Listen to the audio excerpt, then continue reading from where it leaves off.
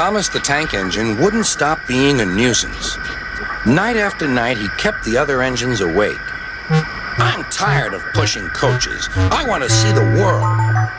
The other engines didn't take much notice, for Thomas was a little engine with a long tongue. But one night, Edward came to the shed. He was a kind little engine and felt sorry for Thomas.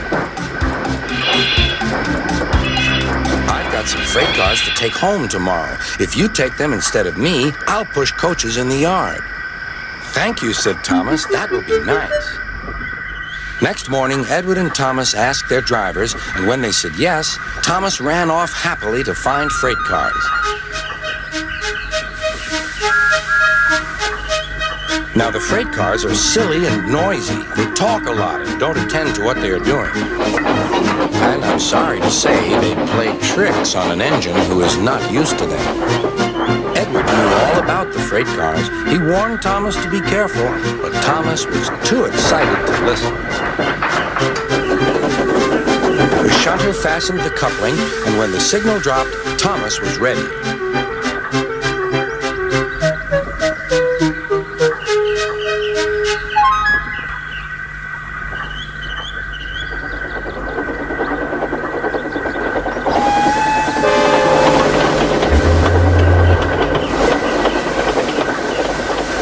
The conductor blew his whistle. "Beep, beep," answered Thomas, and started off. "Oh, oh," they screamed. "Wait, Thomas, wait!" But Thomas wouldn't wait.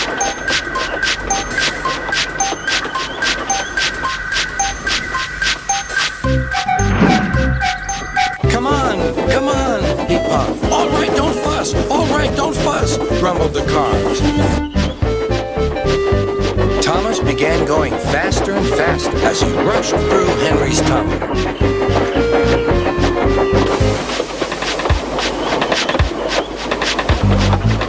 "Hurry, hurry," called Thomas. He was feeling very proud of himself, but the cars grew crosser and crosser. At last, Thomas slowed down as he came to Gordon's Hill.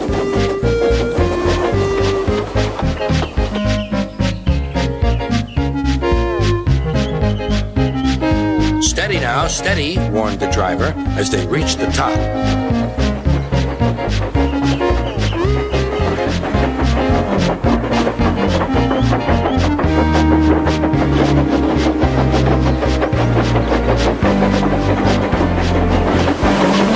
He began to put on the brakes. We're stopping," called Thomas.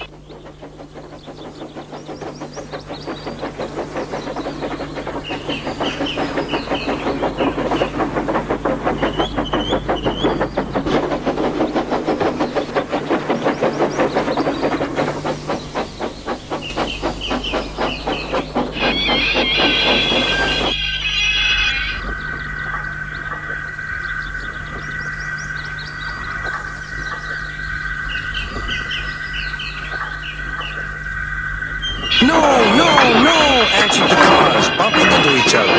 "Go on, go on." Before the driver could stop them, they had pushed Thomas down the hill and were rattling and laughing behind him. Poor Thomas tried hard to stop them from making him go too fast. Stop pushing," he hissed. But the cars took no notice. Go on," they giggled in their silly way.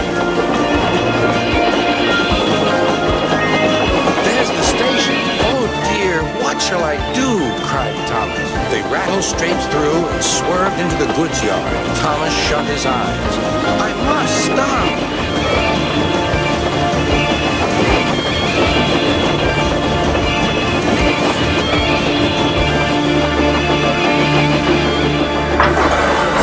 When he opened his eyes, he saw he had stopped just in front of the buffers. There, watching him, was Sir Topham Hatt.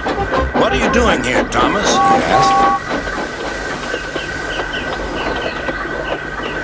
"I've brought Edward's freight cars," Thomas answered.